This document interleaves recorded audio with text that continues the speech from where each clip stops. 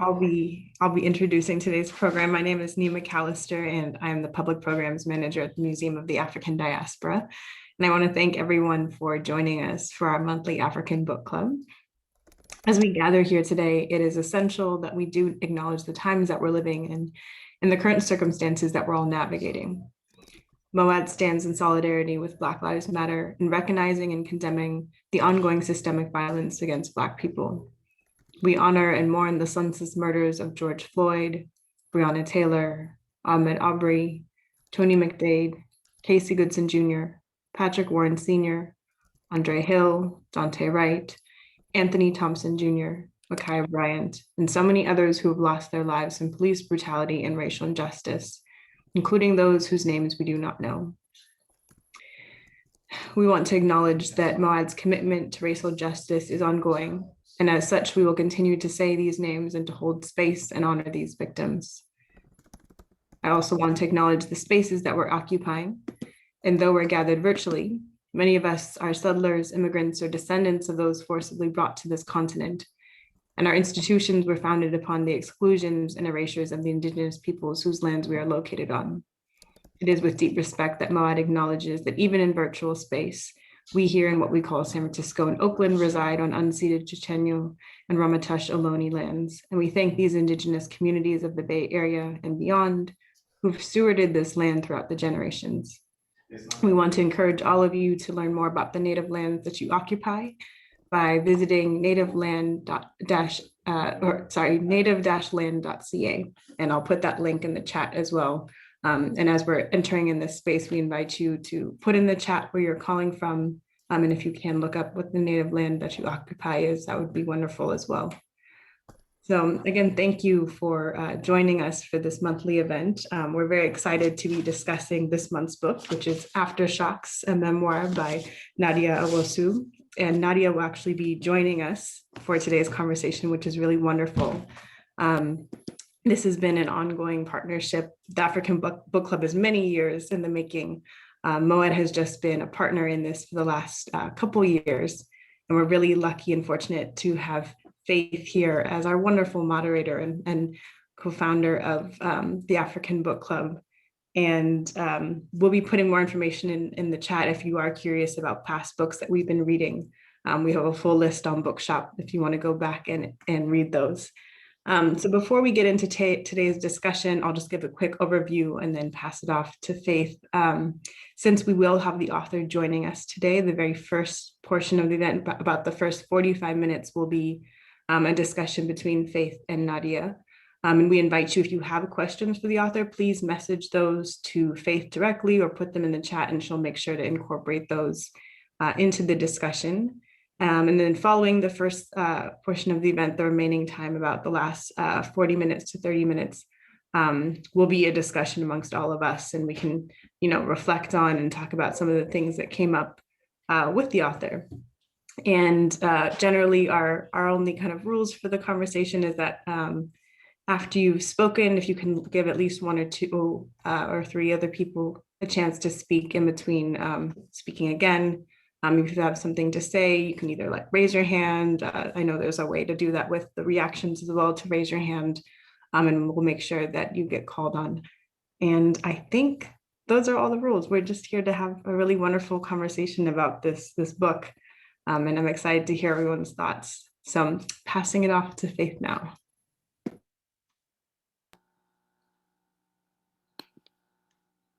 I'll unmute myself.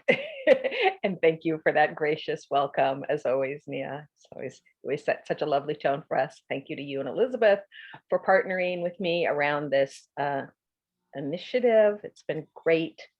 And the only other rule is that you should feel free to talk about the end. We will talk about the end, though you're not required to have read the book or have finished the book to come, but to attend. But we will always talk about the end, so we might give you a warning if you want to mute and have no spoiler alerts. But spoiler alert: she survives and thrives.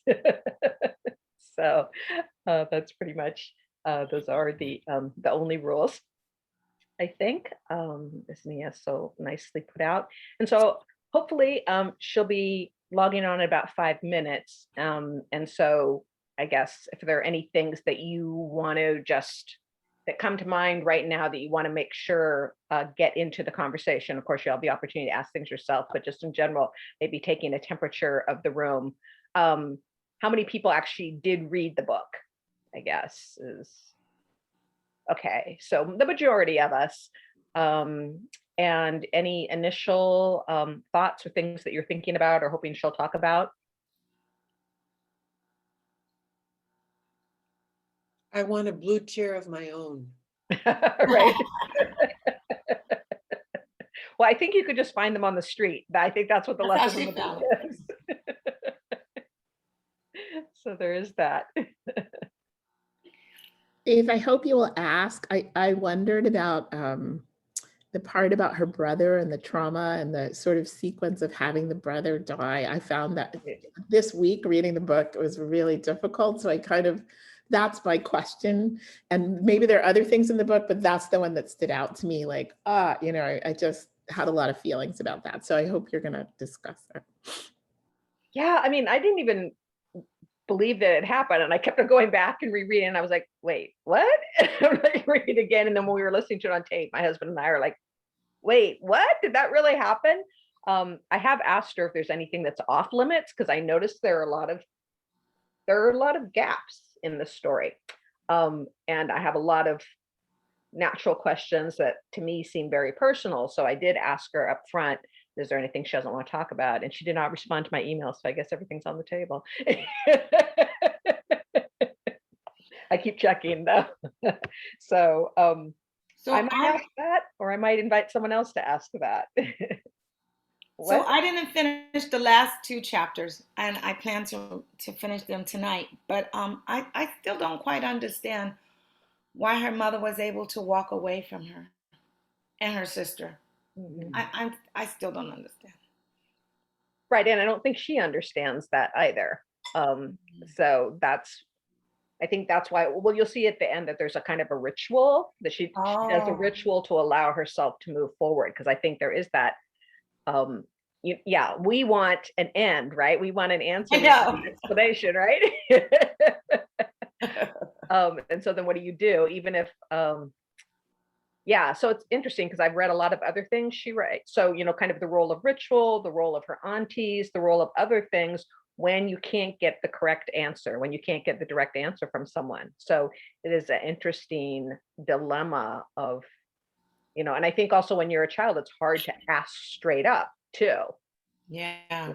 You ask a parent, like, why? Like, I know when I met my father who had abandoned me, I couldn't, because African children can't ask their parents, like, why did you do that? You can't just, but also it's too scary to say, why did you not love me enough to stay? So I think sometimes the writing is an attempt to get some sort of answer when you think either the person's an unreliable narrator or it's too scary to ask that question.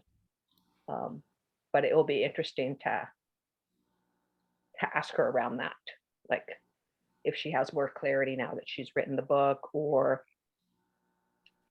has family come forward to answer the question. There are all those sorts of things. But my husband was outraged by that as an African. He's like, what? He's like so angry whenever the mother continued to abandon her. He was just outraged. He's like, European people, what?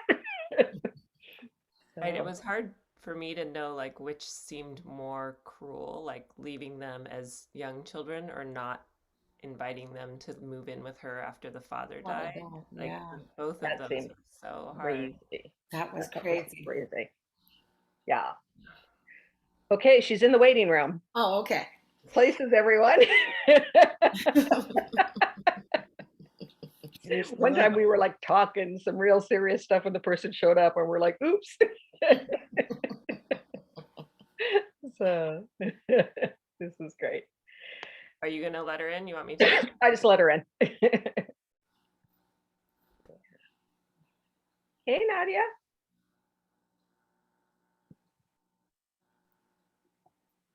Right. Welcome. Thank you. So great to have you here. maybe you all can pin the two of us, so then we'll know where to see each other. Would be great.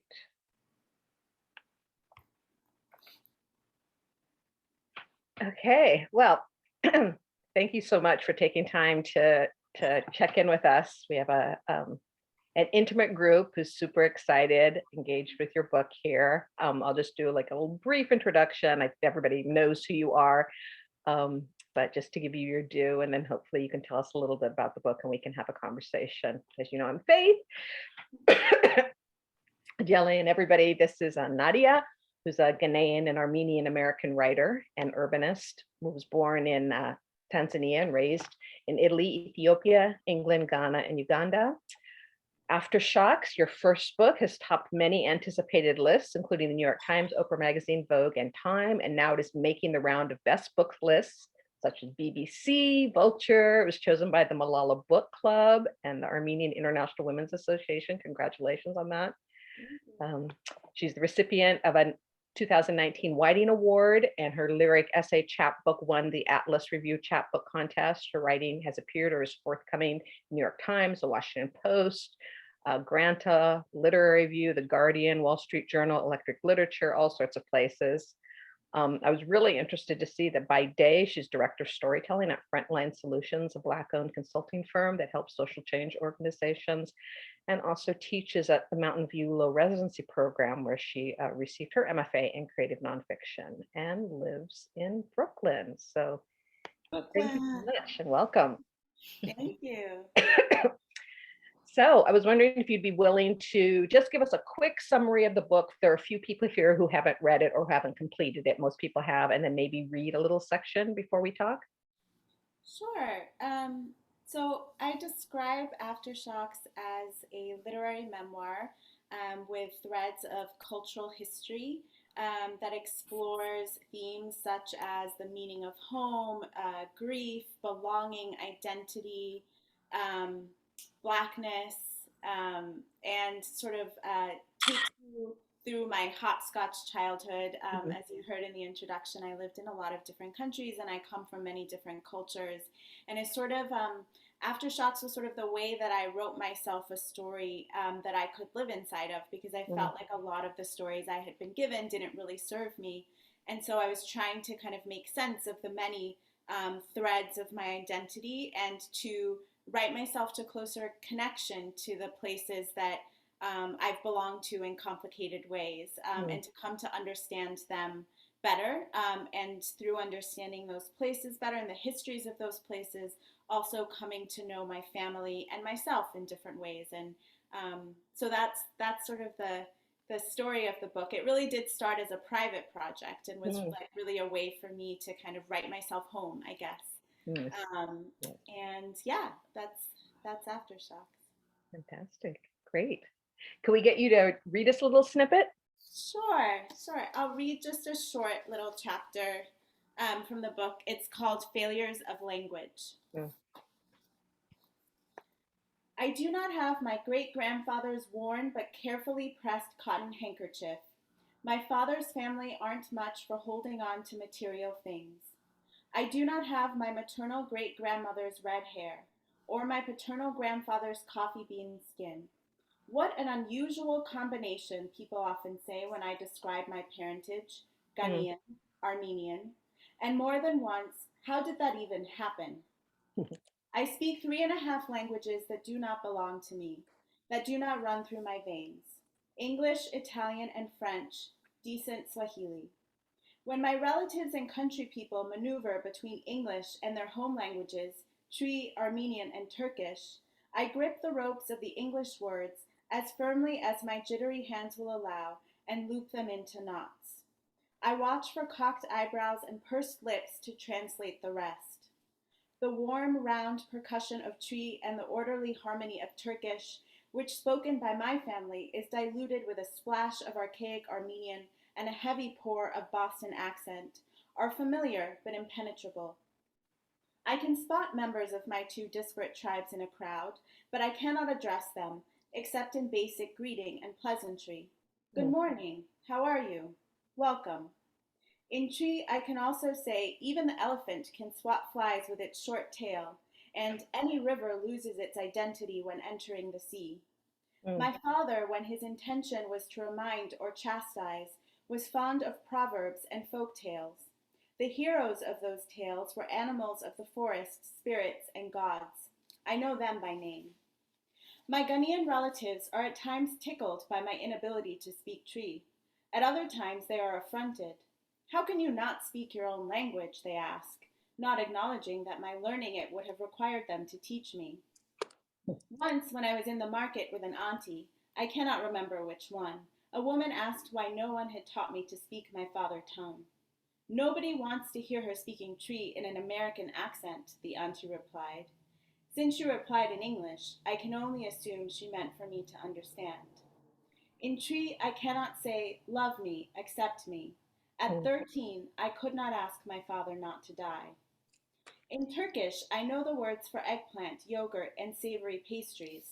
The stories of my mother's family are very much concerned with food. What was served, whose dish was tastiest, and delicious gossip, who messed up the baklava. As a child, when I visited them in Massachusetts, we talked about eggplant, losh kebab, and pilaf with little chopped up noodles in it. We planned for dinner as we washed lunch dishes. We ate to remember those who escaped genocide and nearly starved in the desert, to honor what they made possible for us. Mm. My grandmother taught me to roll rice and lamb into grape leaves. My mother read to me from 1001 Nights. Ali Baba said, "Open sesame," and discovered a stolen treasure. A genie emerged from a lamp to do Aladdin's bidding. Scheherazade told tales to a king to delay her own execution. Another one, I said to my mother after each story. Tell me another one. I do not know the Turkish word for stay. At 7, I could not say, Mama, come back. In Armenian, the language largely lost to my mother's family generations ago at the hands of the Ottoman Empire, the only word I know is the word for underwear, vardig. This knowledge I cannot explain. When I encounter strangers from my tribes, they are startled by my attempts to communicate. They do not recognize me as one of their own. They laugh, charmed, and perhaps a little disturbed by the discrepancy between appearance and sound. When I explain myself, they think me a curious hybrid. They speak to me, always, in English. Mm. Oh, so beautiful. Thank you so much. I love that. I love that. This is such a beautiful book. And I think I told you I connect on so many levels, the subject matter, but also the beautiful craft and kind of just the wide ranging issues that you deal with. It's just so rich. And I mean, I have so much kind of skin in the game, I may get distracted, but I was saying that, my family is Nigerian and Nordic American. And I related to so much. We listened to it when we were on this recent RV trip, driving home. So I really resonate. Also, you said write myself home, because that's been, a concern of mine as well. And that's kind of what the writing does. Those of us who don't have a space to live or don't have a tribe that immediately recognizes us, we, create that through the writing. And so using the language was so interesting here too, the kind of negative mapping of what I cannot say, the words that you cannot say, was just so powerful. And I mean, I really love how I think I really resonated with when they say, like, how did that happen? That's a question I got too, like, how in the world could this group and this group meet, as if it's just so kind of unusual. And so we're often cast into a kind of a tragic mulata tale. The assumption is there's no way that you could fit. And so I was really interested in how you kind of took a twist on that. We're getting a lot of biracial memoirs right now, but yours is much more complex. It's got the history. It also has, it's not just a simple American Blackness, it's this first generation African Blackness, it's this immigrant whiteness. And so I was just wondering how you approached the racial aspects of telling this story. Thank you. Well, thank you so much for your really kind words, Faith, and thank you for having me. So yeah, I mean, I think for me, those are questions that I've carried in my body my entire life, you know, and I think also because I grew up moving around so much, you know, I lived in Europe and lived in East Africa, and everywhere I lived, I mean, I've been Black all my life, obviously, but everywhere I lived, what my particular Blackness meant in that place was different. And so I grew up always aware that people were going to interpret me in their own, through their own frame of reference, you know, that had nothing necessarily to do with my experience. And I think also because the way that I speak has also shifted over time. You know, I learned English, I'm told, although I don't remember ever having a Tanzanian accent, but I'm told that I did when I first started to speak. And then I went to British schools. I went to nursery school in the UK, and I went to British schools until I was around 9 or 10. And so I had a British accent until then. And so the way that my voice sounded and the way that I spoke also shifted the way that I was interpreted. And you know, so for example, when we lived in Ethiopia, my father worked for the United Nations, and so I grew up moving around to different countries every couple of years. And when we lived in Ethiopia, it was the first place really where a lot of people sort of assumed that I was from there until they spoke to me, and then I couldn't respond in Amharic. But then also in Ethiopia, a lot of Ethiopians, this was very confusing to me at the time. I don't know if this is still true, but didn't consider themselves Black.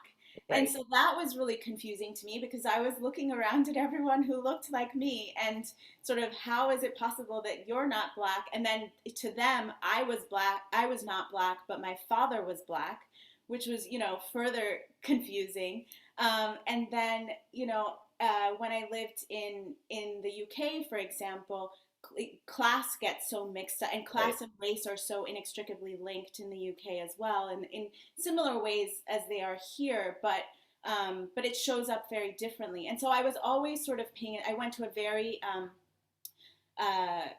a boarding school just outside of London, and felt very out of place in that school. And by that time, I did have an American accent, and there, sort of my Americanness, even though there were some girls who sort of bullied another Black girl who was in the school, my Americanness sort of was cool to them, and so that side of my Blackness was embraced, whereas the more African side of my Blackness would have been rejected. And so I was constantly sort of maneuvering and turning myself into pretzels to figure out who do they want me to be in this space, and in this place, and how do I fit in, and I don't think that that's unique. Like, we always talk about code switching, and I think so many people of color and so many Black people do it, and I think that there is a way that I wanted to trace that throughout my life, and to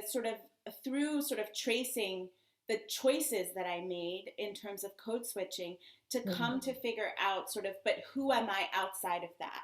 You know, outside of the requirements and the demands that are put on me to show up a certain way. If I can work to understand those choices that I was making, then maybe I can sort of write myself into a deeper understanding of who I am in my core, and also connection to my actual cultures and histories, as opposed to sort of the ones that were imposed and assumed about me. And so that was sort of part of the project of the book from the very start. Fascinating. That's great. Yeah, I've long been an advocate for kind of non-traditional structure, and the idea that those of us who have hybrid lives need hybrid structures, and that's one of the things that's so kind of interesting. I think it was there was a Ghanaian writer that I think you were in conversation with for Granta, I think, and he said, I think he's a photographer, and he says your book reads like a set of photos arranged in an album. And I love that there seem to be these kind of flashes of nonlinear memory that keep on calling back to each other, like, you know, the month after my stepmother told me this, the week after, you know, so it keeps circling around these particular kind of resonant points. And then we have this very kind of linear 7 days of sitting in the blue chair, which I thought was just a really fascinating way of giving the reader something to kind of hold on to as a through line, while these other things kind of happen as they would happen in memory. And I'm wondering how you how you came to that structure. Yeah, so thank you for saying that. Structure was something that I wrestled with for a very long time. And the writer that you are speaking to his name is Caleb Azuma Nelson, and he's a British Ghanaian writer who has a wonderful novel out now called Open Water. Yeah, the structure sort of came through a process of trial and error, I would say. I think I knew from the very start, once I realized, as I said, I did start writing this book as a private project. And so I wasn't necessarily writing with the goal of publishing it in the beginning. And then I sort of set it aside for a while, and I went off and thought I would write other things. And I was trying to write a novel. And I was in an MFA program. And in some ways, I was fictionalizing some of the stories that made it into Aftershocks. For whatever reason, I kept coming back to this raw material that I had created just for myself. And I ended up submitting a couple of what became the chapters of the book during my MFA program. And my teacher said, stop writing the novel. Like, this is the story that you really need to write right now. And I think it was James Baldwin who said that many writers with their first books, there's a story that they really need to tell. And until you tell it, then you probably won't be able to write anything else. And I think that that was true for me of this story. But the trouble with a story like mine, right, is that it does take place in so many different places. And time for me, as someone who moved around so much, and also someone who was raised in the African side of my family, many African cultures, time is not linear. There are circles within circles, and in Ashanti culture in particular, the Ashanti tribe that my father is from, our ancestors are present. Past, present, and future coexist, and we're sort of moving in and out of these circles. And I realized as I was writing that is sort of how I experience time. And so what you're talking about in terms of those memories, I think we all experience this, but I think that there is this like master's narrative, or master's narrative, if you will, that requires that we think in a linear way, and that there's a beginning, middle, and an end. And I just couldn't make my story fit into that sort of convention. And so I was really but at the same time I knew that I wanted it to be sort of a genre fluid book, because I really did want it to be as much about the histories that we are history, we're living, walking, breathing history. And so I wanted it to be as much about the histories that I carry in my body and the past of my families, as it was about my life, and the ways that those histories kind of play out in everyday moments and small choices that we make. And so that was really important to me. But I also realized that I had to give readers enough to hold on to.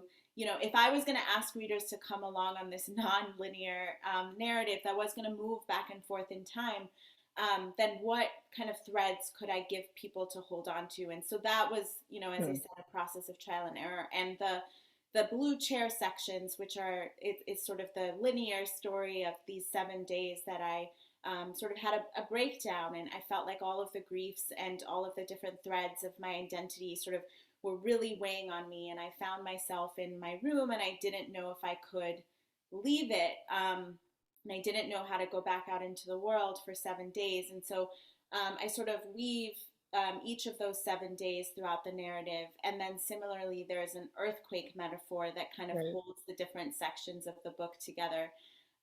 And yeah, so the blue chair sections came earlier in the writing, but the earthquake metaphor was something that I was sort of doing organically, because I've long thought of my life in seismic terms because of a specific story. My mother left when I was 2. And when I was 7, and I was raised by my father, my Ghanaian father, when I was 7, my mother showed up at our house on the same day as a catastrophic earthquake destroyed a city in Armenia.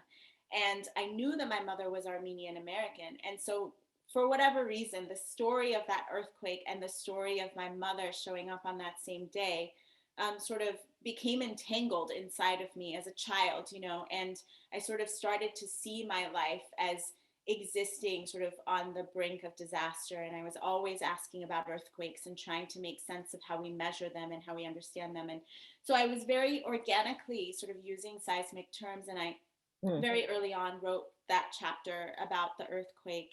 And so it was other people who pointed it out to me. You know, you write a lot about earthquakes. Maybe there's something more intentional that you can do there to help with the structure. So that happened sort of gradually, and was something that that I think was an instinct, and then people helped me to see how I might hone it. Yeah, I love that.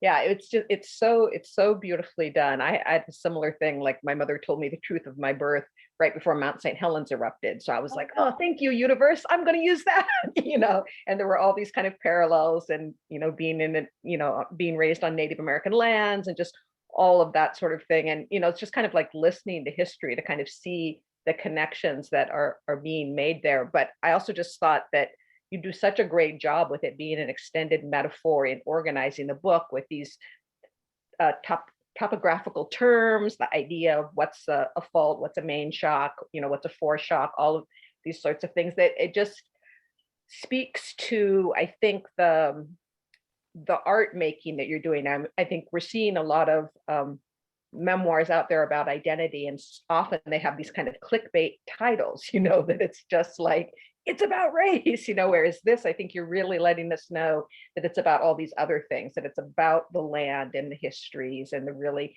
kind of turning it into metaphor. And so it just comes off as being so elegant, and adds another level, I think these metaphors show what's going on emotionally for the narrator in a complex way that we can relate to as well, which is so interesting.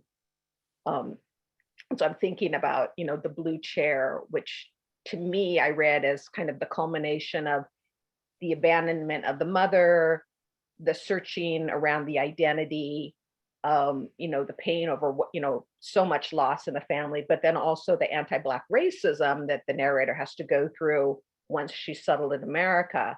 I mean, you've written a number of things just about kind of how Black women in particular, but Black folks in general, are supposed to be strong but not angry. We have to hide our pain, all of this sort of thing. Where do we get to be vulnerable? Where do we get to, interpret that weakness? And so that's how I was kind of reading the blue chair there. And I was amazed that my entire first memoir is based about having a breakdown. And I was like, it took me much longer than 7 days to get out of my chair. So I thought that was really, really interesting. So can you talk a little bit about that, the decision to be vulnerable and kind of share the mental health components of your struggle?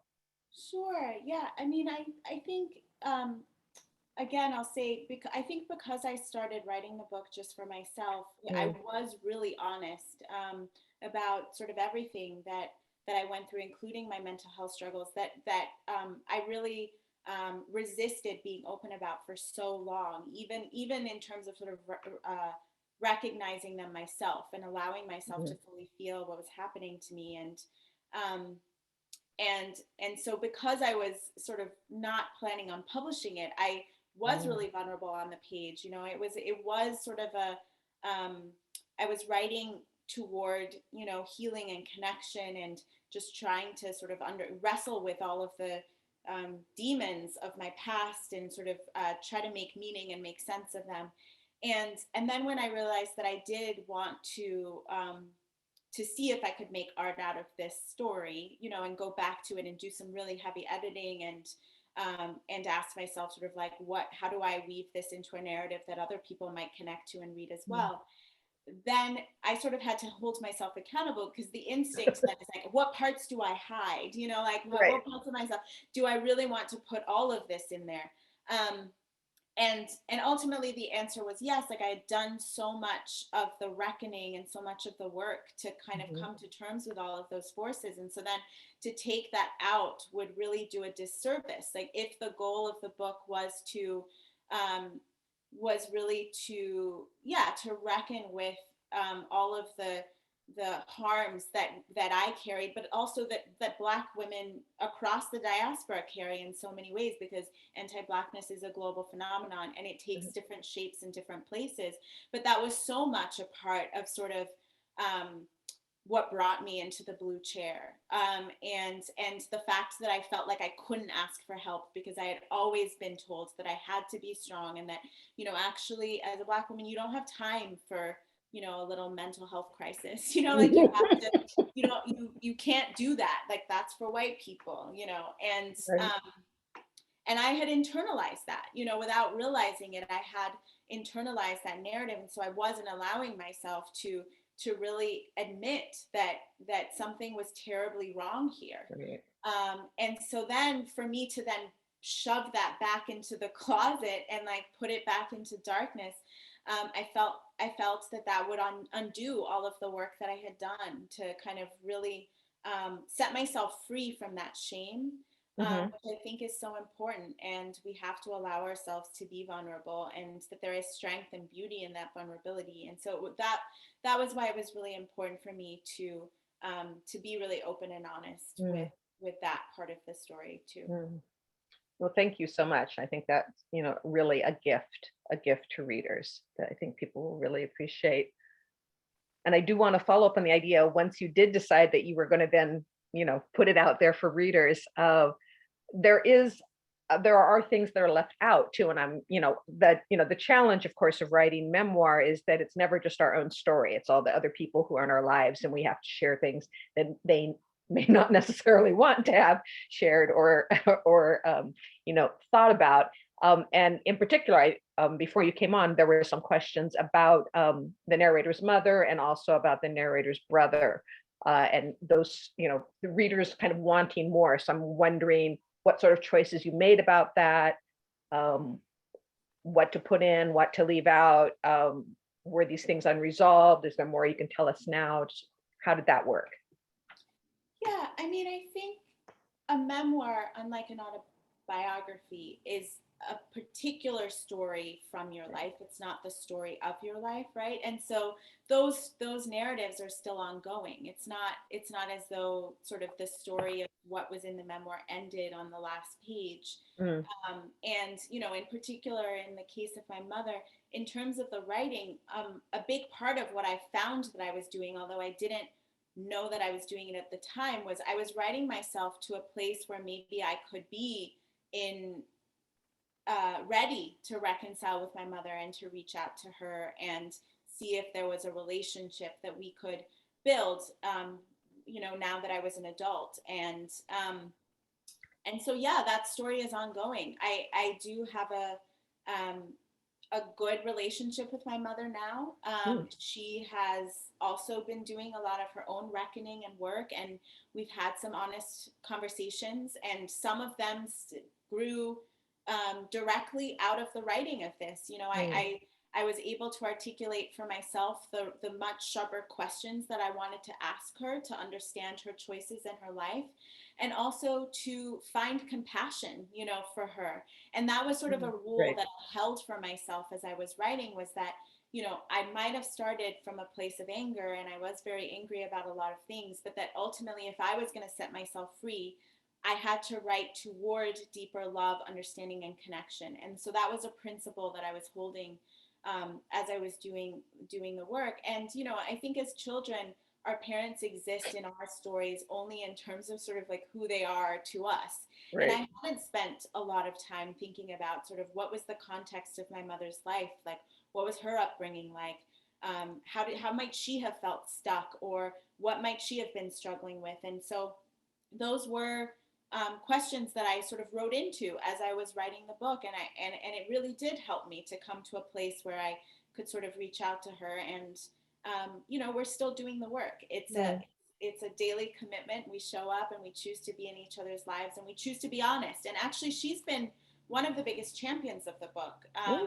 She has been sort of driving around Massachusetts, where she lives, taking photos of it in bookstore windows. And oh my gosh, we talked about all of the stories in the book way before they came out. She read them in early drafts, and we had deeper conversations. And I know much more about her life than is in this book. And maybe if she gives me permission, this was written from the perspective of a person who is sort of about to reach out to her, and that's sort of where it ends. But there is, her story is not confined to this single story, and she knows that, and that's why, she knows that I had to tell my version, as I say in the beginning. And similarly with my brother did leave the United States. I think it was He had a very hard time here.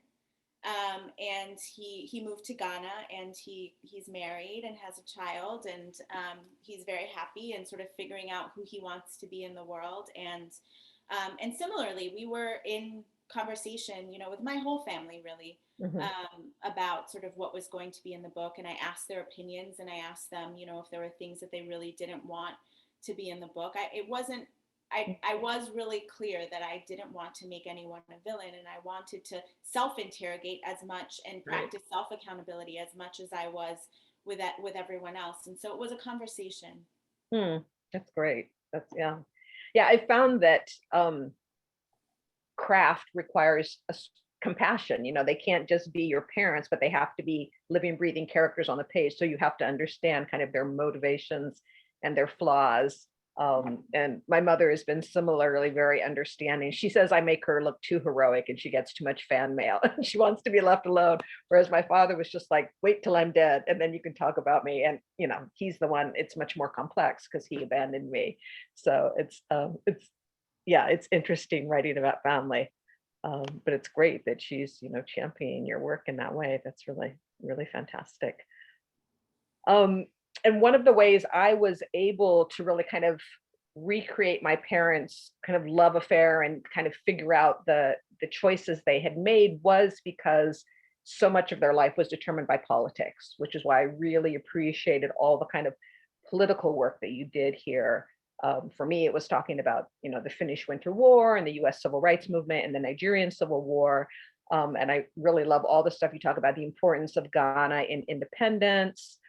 You talk about lots of things that happen, politically in the US, Katrina, police killings, how they then, impact your family. And then, of course, Armenia. And this is a kind of an exciting moment where we have Biden acknowledging finally that there was a genocide. So I thought if you could just speak a little bit about the political narratives and the historical narratives that happened here for you. Yeah, I mean, I think because of who my father was, and my father was the great hero of my life, and he was, he raised me first as a single parent, and then also I was raised by my aunties, my father's sisters as well, and his worldview has always sort of informed my worldview, which was that he very much believed that sort of history plays out in people's day-to-day lives, and so it was really important for him, whenever we moved to a different country, when we lived in Ethiopia, for example, unfortunately in the international school that I was going to, we were living in the middle of a civil war, and we didn't learn anything about what was going on in Ethiopia. We learned European history at school. And so it was really important for my father that I actually understood the history that was being made all around us in that moment, the ways that it was impacting people's lives, that was the reason why we were there. He worked for the World Food Program, and so we were there to kind of respond to the humanitarian crisis. But then he also wanted to make clear the ways in which the UN and, the nonprofit industrial complex, if you will, are also connected to sort of tools of colonialism and those related, like everything was complex. And he would always talk to my sister and I as though we were grown-ups, and like really wanted us to understand that, personal and political are so entwined, and anyone who says that they're not is probably benefiting from what exists.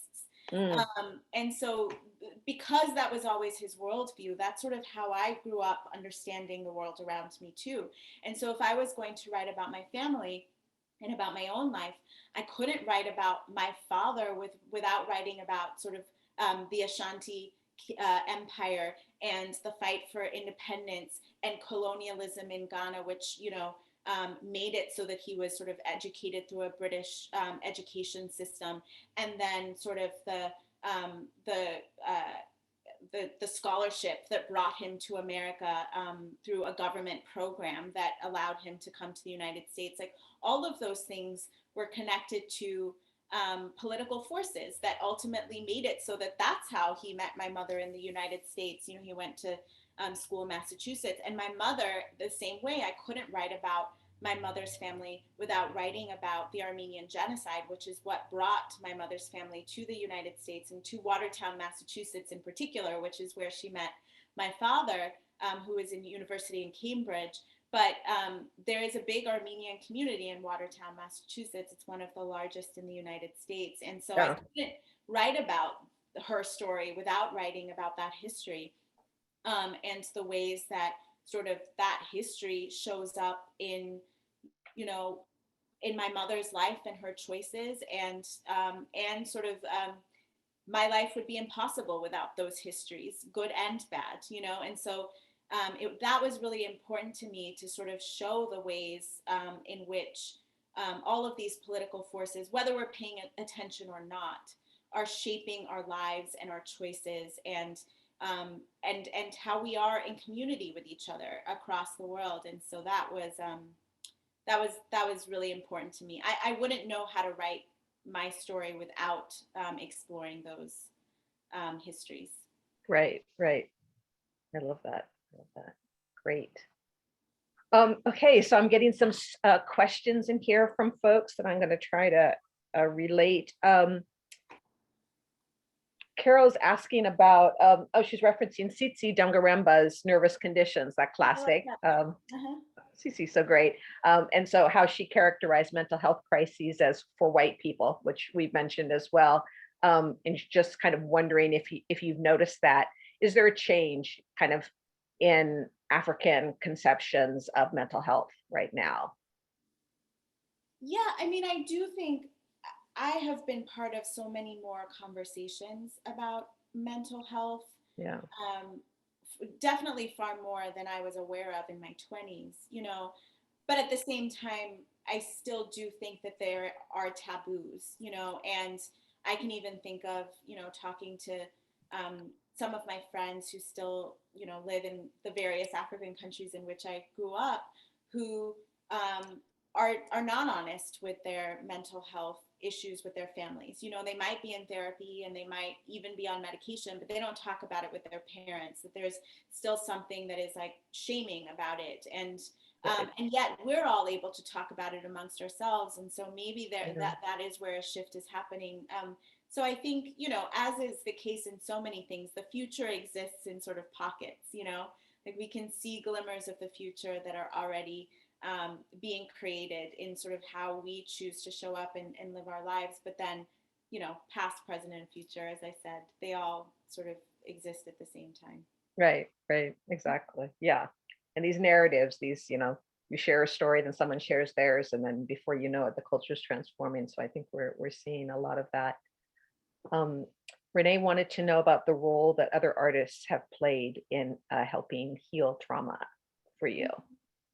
Yeah, I mean, I write about this quite a bit in the book too. I don't think that I would have, I have often thought of myself as having a council of mothers, and that's true both in my life.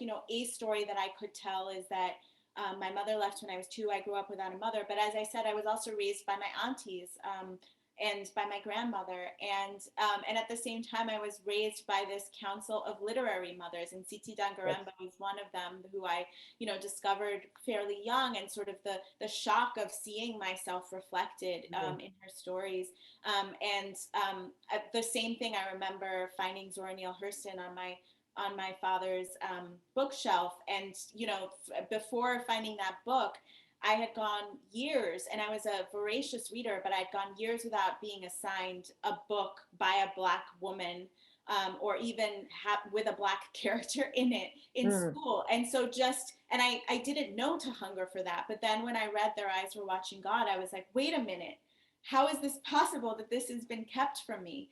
And that sort of opened up, so many doors for me, to Toni Morrison, to Toni Cade Bambara, to Audre Lorde, to June Jordan, those Black women writers who I turned to over and over again. And I sort of reference them throughout my work, and still continue to read them for inspiration, for wisdom, for healing, and yeah, so they really have shaped my life and my worldview, and also opened up sort of, it never would have occurred to me that I could be a writer without them, and so that has also had a huge impact on my life. Beautiful. Thank you for the shout outs. It's always important to get their names in the room, get their names spoken. I think there is some debate about what really happened with your brother. I think some of us thought he had died, and then some of us aren't sure if he was shot or if it was just a metaphor. Can you explain what really happened? Yeah, no, that was that's interesting. No, the story that I wrote about my brother was the story that my mind created when I heard that he had been arrested. Oh, okay. And what I really wanted to show, because often you'll hear, and particularly from white people, I work in the social justice space with a lot of like really incredible colleagues, very diverse colleagues, but I can remember when this was happening. My brother moved to New York at the height of stop and frisk, and I was so stressed. He was stopped at least once a week, going into his own building, just completely, it traumatized him completely. Like his whole sense of self was damaged by those encounters with the police. And when I would try to talk about that to people, and also my fear every time he would call me, and then in particular the couple of times that he actually was arrested for nonsense basically, but so he would call me, and the shot, like the story that I would then tell myself is the story that was in the book, that this is the fear that we carry, and that so many Black women have told themselves these stories, and for too many it has become real. For too many people that story has become real. And at the end of that chapter, I actually say that story did not become real for me. My brother did come home, but he came home traumatized, and in fact to the point where he dropped out of school and moved away from the United States, and he's back in school now and doing well. But it was really important to me to show what that fear feels like in the body and where your mind goes, and when you have to wrestle with that every day, the worry about your loved ones not coming home. Yeah, it was so impactful. I mean, we almost crashed our car when that happened. We were like, what? So that beautifully done, horrifically and beautifully done. And we have another question about siblings from Yeva, which is really beautiful. Can you talk about being an older sister and how your younger sister's story or experience may be different from yours? Mm-hmm. Yeah, my sister Yasmin and I are only 14 months apart. So we're really, really close. We're close in age. Our stories are very much intertwined, and we still live really close to each other. She lives in Brooklyn too, and so I just saw her yesterday. But she was the person who I would when I did realize that I was going to sort of write this as a book, she was the first person that I would sort of share. Oh, do you remember things this way? There, like, so much of it was a conversation between the two of us, and being an older sister is one of the things that has sort of kept me going, throughout my life. That she has needed me, and I've needed her, and when during our most difficult times, our relationship has always been so precious and important. And yeah, I can't imagine my life without her. That's great. Yeah. Melan wants to know if your perspective around your identity has changed after writing the book. I don't know that my perspective around my identity has changed. I think what has changed is my relationship to other people's perspectives about my identity. Which is that now I stand more firmly in who I know myself to be. Right. And so I know myself to be a Black woman. I know myself to be Ghanaian. I know myself to be Armenian.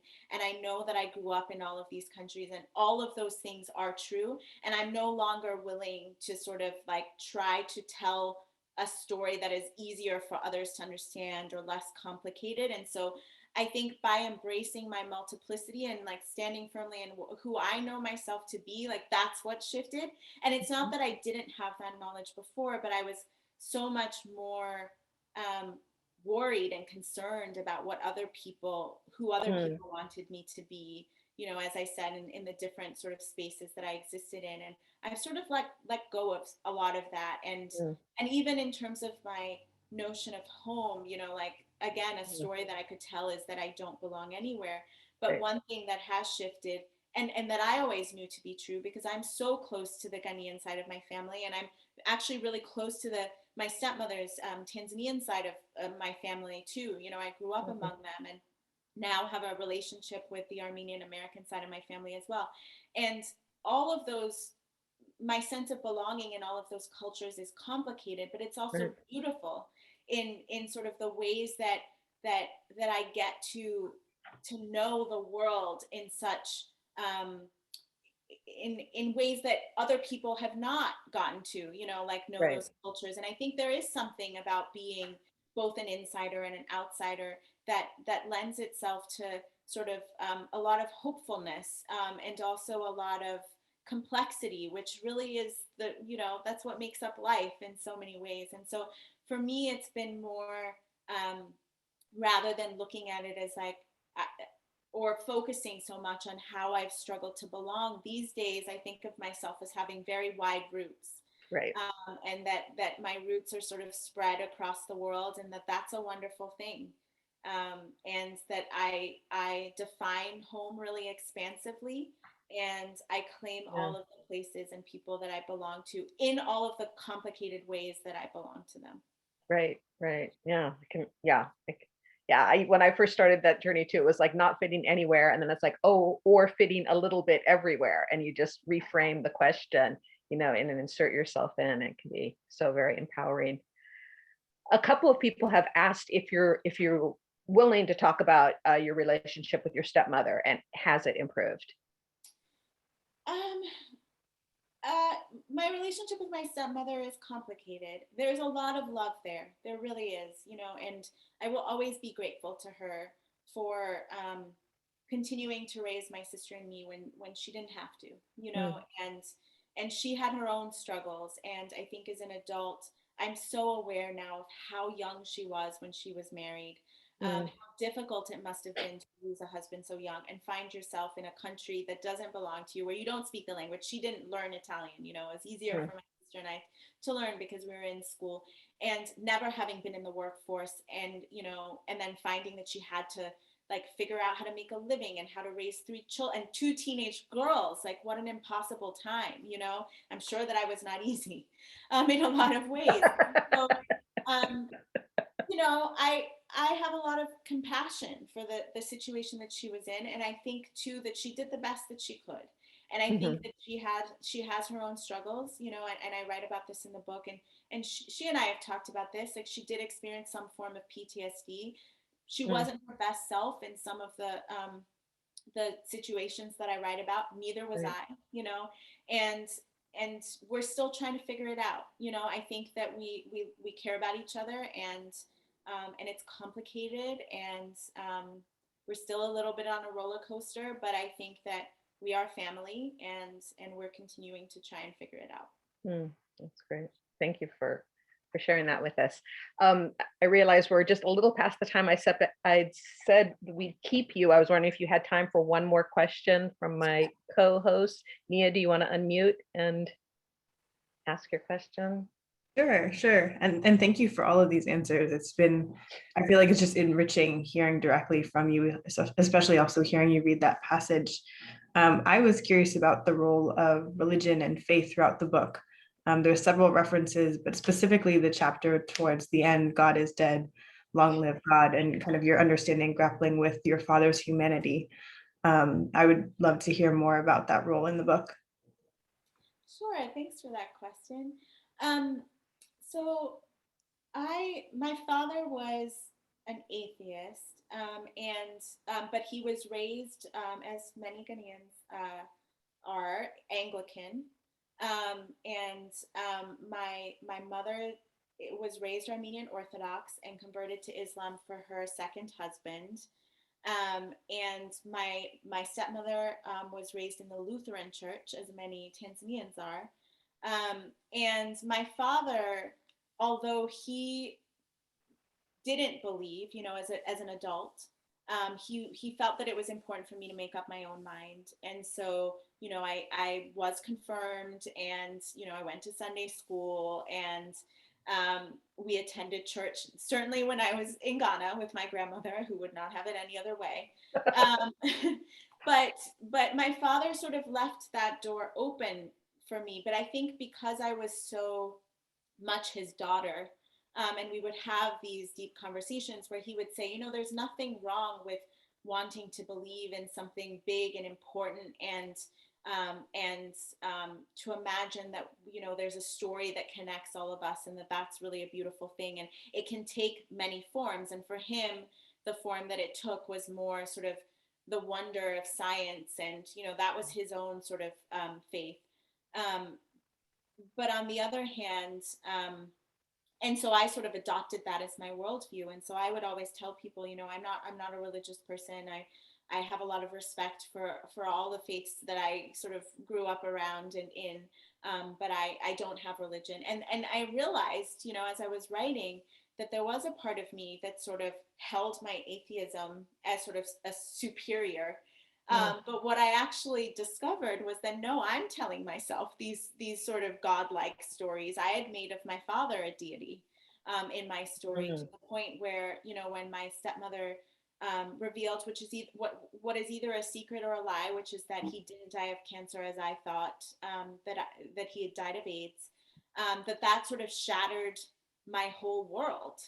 And how would that be possible if I didn't have faith in that story, that I needed to believe in that story?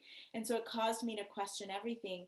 And I ultimately chose that it didn't matter to me if my father died of cancer or of AIDS, because actually the fact that hit me the way that it did actually revealed a very ugly bias that I held, that I needed to undo in myself. And that was part of my own self-accountability. And so then I had to reckon with the fact that, believing in sacred stories, whether you're religious or not, is something that so many of us do. Whether that's sort of the story about our lives that we tell ourselves, the stories about our communities, the stories about who we are. And I actually had to look into myself and realize that there was this bias there about that made sort of cancer a more noble disease to die from than AIDS, and that story was connected to a really harmful narrative about AIDS, about Black people who died of AIDS, and particularly Uganda, which was my home for a long time. That was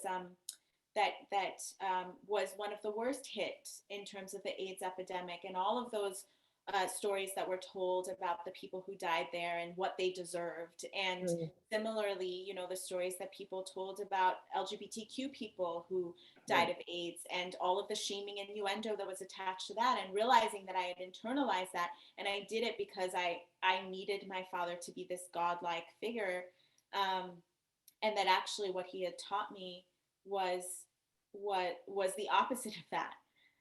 And so there was a lot of work that I needed to do on myself to undo those harmful narratives, to allow my father the fullness of his humanity, and similar to my mother, to understand that he had a life outside of who he was with me, and that didn't take away from his love for me and my sister at all. And in fact, made him through the writing, I learned that made him even more wonderful, that he had all of these relationships and was so open to the world. And I don't know, I chose not to explore that line of inquiry further, because it doesn't matter at the end of the day. It doesn't change who he was to me. It doesn't change who he was in my life. And that actually that story was doing other people harm, that I was holding on to that bias. Wonderful. Well, thank you so much for spending time with us on a Sunday from your blue chair. As It's not a blue chair. It is a blue chair, yeah. Right, a blue chair. But this has been really lovely. Thank you so much. I really appreciate you taking the time and responding to me when I reached out cold on Instagram. Yeah, thank you all so much for having me. It's been really nice to meet you all. It's been great. Best of luck with everything. Thank you. Okay. Okay. Hi, everyone. Wow. How's that? Wow. Yes. Wow. That was Thank you. Very impressive. That was wonderful. That conversation really enriched my experience of the book, and I probably will read it again later. And I just, I thank you for that. That was really, thank you for inviting her. It just made it, I feel it just deepens the connection to her through the book, and it will do it again when I read it again. So thank you. Great. You know, it's really nice to see that, to hear that she has healed so much. And reading the book, I just kind of, I worried about her pain and her trauma. And, you know, and I had these unanswered questions that I wanted to make sure she was okay, you know, how with you. And just hearing her and to know that all of that helped her heal and she just needed to get it out. Right. So that was good. Yeah. Really good read. Yeah, I don't think someone can, if they're so deep in it, I don't think they can craft it that well, you know? There's a way in which you can't separate yourself from it and make real characters, and, you know, there's huge blindness, I think, when you're still in it. And the fact that this was so beautifully crafted, and then also the end, this kind of ritual that allows her to just let some things go.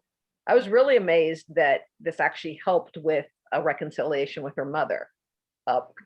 Because I can imagine plenty of mothers be like, not after that. So that was really interesting. I've read that some people who write about their lives wait until their parents are dead, like Ruth Reichel. That's how it said, I couldn't have written this if my mother were still alive. And I said, yeah. I mean, her mom was one of these strong personalities. Right, so, exactly. So the fact that she wrote this book and was so honest, and I just love the snapshot structure because it was so interesting, but so well done and wasn't confusing in the least. That was amazing. That was really amazing.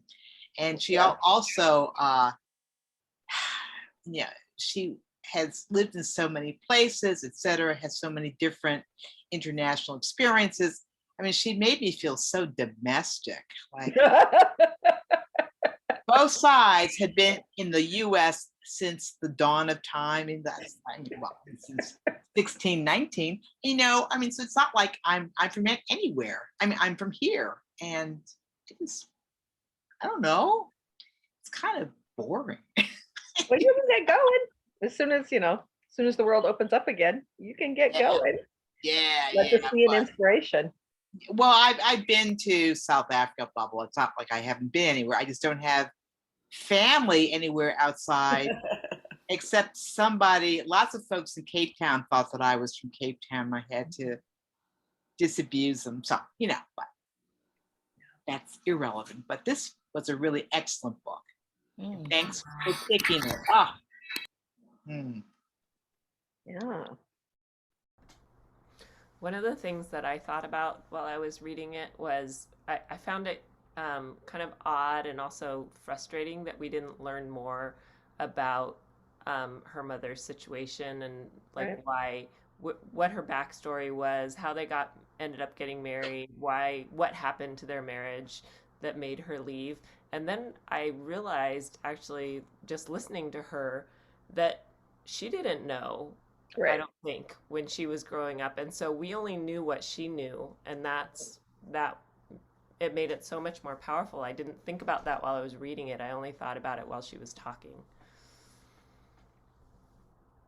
Yeah, I think that's the decision to write it now in the position, you know, the angle of discovery is, you know, is really kind of determined by like what she knew at a moment. And I think she researched the things she could, which were like the historical stuff, but then there were other things that like she didn't push on,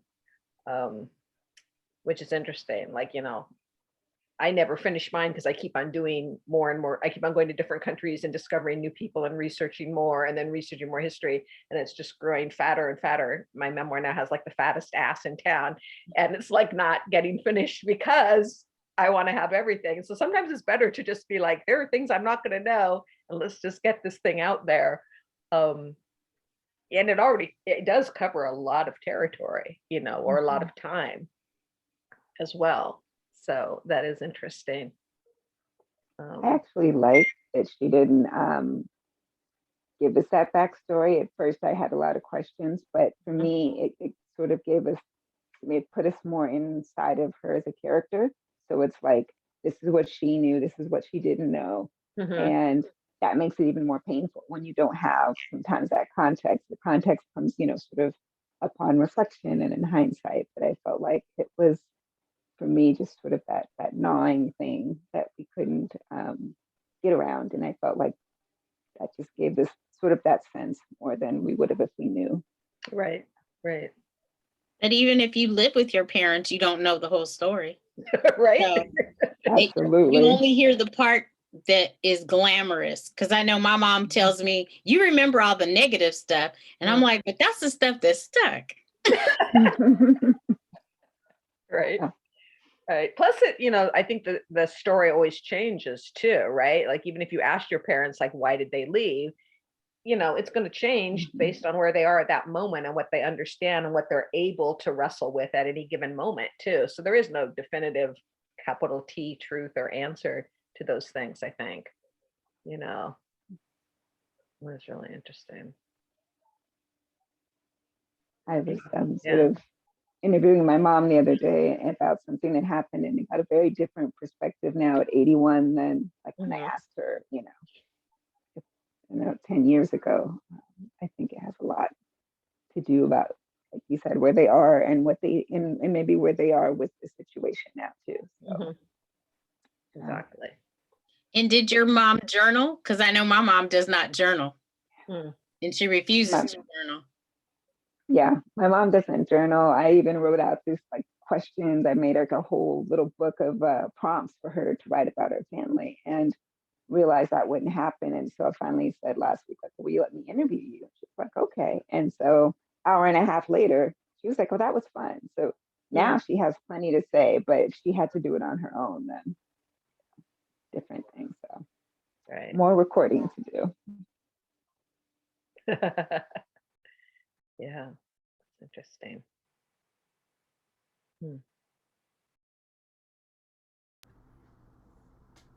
I was just so impressed structurally by the way that she wrote this. And I know she spoke about that, about how it wasn't linear.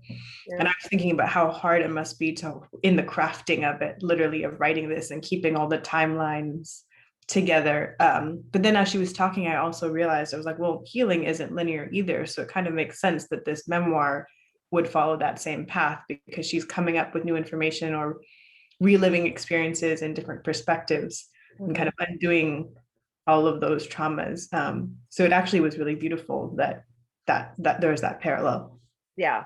And I think the oral tradition kind of served her well there too, because they felt like stories of like, with those callbacks that like reminded you of like, oh, we're still working through this thing. It's not, even though we get a vignette, this is not the complete end to that vignette. It's gonna, come up later, and we're gonna go back to it. Like the first time the stepmom drops that either secret or lie, and then I'm like, what?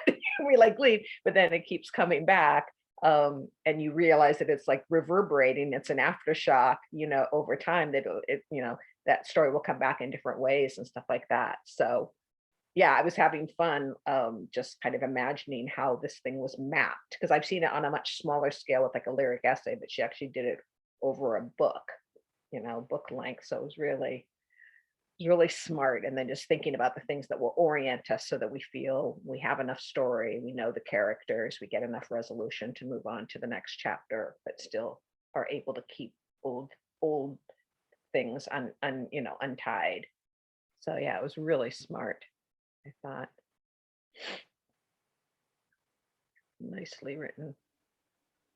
So. Yeah, I'm working on something that's similar, but not. But I think, having the blue chair as that thread, and then having, just sort of the way she used time, it really, I think it just gives the book a completely different perspective. And I don't know if it's just me, me in the way that I write. I'm like, I don't write linear. And so it's like a lot of effort for me to try to do that. And so again, it made me feel like I was inside of her head, in the blue chair as she's like going through, all of that stuff. But I know that was so carefully and intentionally done. I mean, it's clearly it's a lot of work and not not a happy accident. So really well done.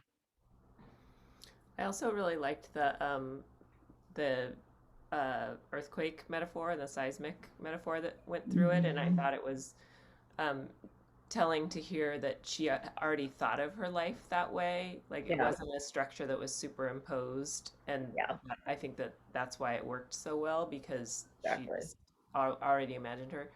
And I like if I think about it, like I would say that the initial earthquake is her mom leaving her when she's 2, and then everything else is an aftershock, or some other piece after that.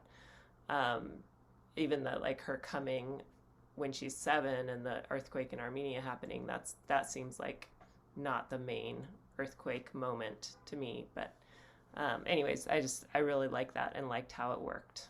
Mm-hmm. Yeah, that's a really good point.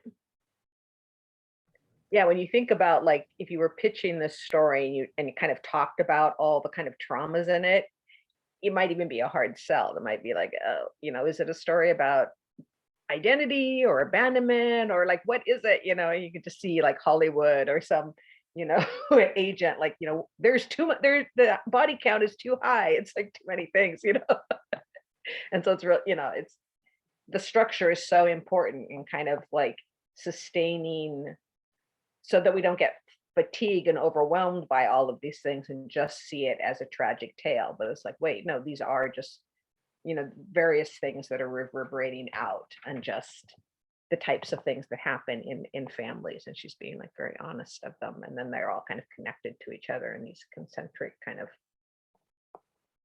fault lines, I think is really interesting. So yeah, not starting with the mother abandoning, I think is kind of key then, of not setting it up as a tragic tale in that sense.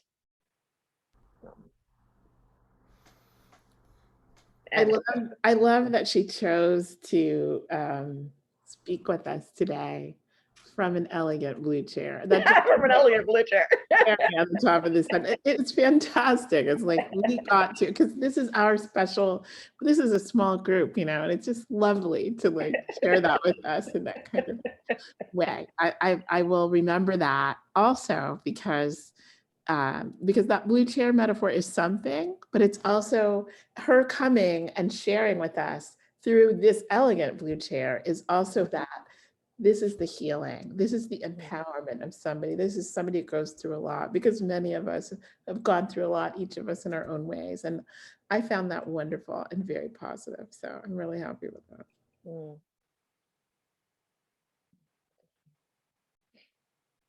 Because I'm sure she has other chairs, So, I mean, she obviously did a nice, she thought about what she's doing. She has other chairs. Right. There was part of me that was like, is this not an okay question to ask? But then I thought, there's no way she didn't intentionally sit in a blue chair for this interview, right? That's so funny. Another thing that I really liked about this book, just to throw out there, is just all the different perspectives of the diaspora that we got. Even though it was just one person's view, just to have her be in Italy and in Addis Ababa and in Dar, and just every place she lived and the different relationships she had. She talked a lot about the people there having a relationship with her, or seeing her in a different way, but she also had a relationship with the places that she lived. And often with a memoir or other books that we read, there's only the one place plus maybe the US, or the one place plus UK. And so to have these multiple locations that she had to negotiate were so interesting. Yeah, that's true. Yeah, it's interesting. I found it interesting. I mean, yeah, and then I also found it interesting that then she became so entrenched in Americanness. Like, she sounds American, she lives in America. We get like all these things where she's actually kind of teaching us about, you know, like race in America and kind of, and I'm not sure I loved those parts as much, but it was interesting that after all of that, then she kind of committed herself to the work of becoming Black American and doing, you know, on many, many levels there. And I guess her sister, yeah, because her sister lives near her, so her sister committed to that as well. But Kwame like went back. That was interesting, I think. I wonder how much of that is an editorial choice too. Like, this American editor saying, like, let's make this more about race in America. I mean, I have no idea. There's nothing about what she said made me think that. I'm just throwing it out there. Because yeah, to have such an international perspective and then to, you know, like you said, put in this really grounded in American Blackness, which doesn't quite come from the story that we've heard, right? Right. But in reality, no matter where you're from, if you come to America, they only see you as Black. Yeah. So I know my family's from the Caribbean, and one's from Barbados, the other one's from Jamaica. And I lived for part of my life in Spain. So when I came back to the United States, I spoke Spanish, but back then it wasn't in vogue, I'll say. They wanted you to be just what you look like. So when you come to the United States, they don't care where you're from. They just tell you you're Black. Yep. Yeah, and you have to figure out what that means really quickly. Yeah, and it's usually you that's confused because you're like, but I'm this, and this. You're like, and when they look at you. Well, you know, there's a flip side to that though, because I was working with somebody who was an Irish immigrant here, white. And she said that when she was growing up in Ireland, when she traveled to the continent, she was considered Irish, and that has its own connotations. But when she moved here with her family, all of a sudden, much to her shock, she was white, as if, you know, there isn't just white, you're white, you're white.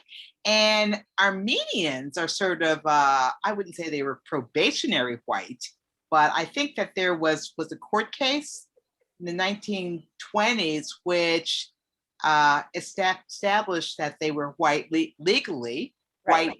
I just call them technically white. And the same thing is true of Greeks. I mean, some of them are so dark, you would think that they're light-skinned Black folks. Well, so there's this binary here, and that's why, and I don't know anything about this, is that people who don't quite fit, like, I don't know, Middle Eastern, I have no idea how they're classified. And until Asian immigration increased, Asians, at least when I was growing up, I'm old, were considered not white, but they were non-Black. So they didn't really quite fit, because there's this trench and binary here that drives me insane. But right, that flattens everyone. That's interesting. Actually, a friend of mine had asked me to ask her, are Armenians white? Because we have a BIPOC group in which like Armenian folks are like claiming membership, and other people are like super anxious about that. And so we're like, we need to know. And it's like, you know, and just your nationality won't necessarily determine what your ethnicity or race is either. So it's like, you know, it's all very, very confusing. And a lot of it is kind of legally who was able to sue the American government for certain privileges. So there's this, or there's this non-Black, see, what kills me, and I'll shut up, is there's this baseline here in the US that's Black is bad. There's this persistent anti-Black racism, and it's not going anywhere because people define themselves by how far they are from being identifiably Black. So, you know, girl. Anyway, I will shut up before I start raving. Anyway. I would add, though, to this discussion that I found this interesting, especially in light of our previous books. I'm thinking about The Giant, The Mother. I forget what it was called, but because it was another memoir written from the perspective of childhood. But this is the first memoir that it's not just a white Black thing, but her mother is American. That's the part she didn't tell. There's some she had all these languages and these British and this way of talking. She developed an American accent somehow. And there are times when she's like living with her mother or interacting with her mother. You don't just get that from like meeting your mom for like 10 days or something. Something, whatever. So, and she knows, and she mentions in the book about having the blue passport and stuff. So that it's a little bit different than, I think of that different type of Black man where, when both parents are coming, even if they're from different African countries, we're getting such a nuance. I love what we're getting through this book club. I'm getting such a rich and, it's so interesting, but it is different to have parents who are from two different African countries who go to the UK and then come here, or they're both from Africa and they come here, or wherever they're from. But this is one where there's one parent and it's the mother who is her parents are immigrants, but she didn't come from Armenia. It's her grandparents came from Armenia. So it's just very, very rich and complicated. And it was nicely nuanced the way that was explained. But I think that also, that's why she's different from her half brother, who is, right. So it's just fascinating. It's very interesting. So, and I have to say for my children, what struck me was, one of my children went to Senegal. I have biracial children, and it never occurred to me that my children would go to Africa and not be Black because, whatever. I'm raised like every African descendant person is Black, every single one. We're all family, we're all the same. So it just shocked me until he showed me the photo. He's like, how did they know? I'm asking him, he's like, Mom, he's showing me these photos. And I realized like Senegal where he was, like, oh, he really stood out. He looks glowing, I said, oh my gosh, I never saw you like that. So it's so interesting, it's just, and I had the same experience of going to Tanzania, people thinking I look like I'm from some region, which I never got to visit, which I wish I did. I look just like some type of people until I opened my mouth. And then they treat me like this American. And that's where American women have some kind of reputation that is something that I was unaware of and never expected in Africa, to be very promiscuous, this, that, and the other, which I was not. That was shocking. So it's interesting, all the stories we have about each other in the diaspora. So. All right, so thank you for this conversation. And Nia is dropping some things. Nia and Elizabeth are dropping some things in the chat. We'd love to get, what do we have here? Feedback form. We'd love a donation form. We're listing what we're reading next month. There are all sorts of goodies in the chat there for y'all. We've got, yay, yes. You got it already. Yeah, we have all the next few months. We have the entire summer planned out. So there are already invitations out on Facebook and on the MoAD website. You can start reading now. We've got some thick ones that are coming up. So we're giving you those summer months to catch up on your reading, all exciting new books. Anything else that I'm not remembering? Just a thank you to you, Faith, for facilitating this conversation.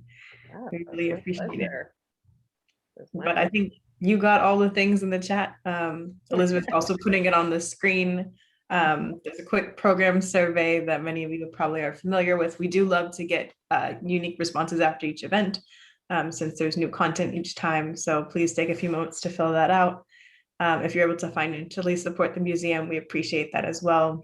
You can make donations through our website, which is moadsf.org, or by texting the number 56512 and typing MoAD-SF. And as you can see, we have the books set up from now through July, I believe. They're all available currently on the MoAD online bookstore. Yes. That link that Elizabeth included there, it's like both the program event listing, and then on that listing, there's links to our bookstore as well. So please continue reading, and we hope that you'll all join us next month and in the coming months. And with that, thank you everyone for joining us today.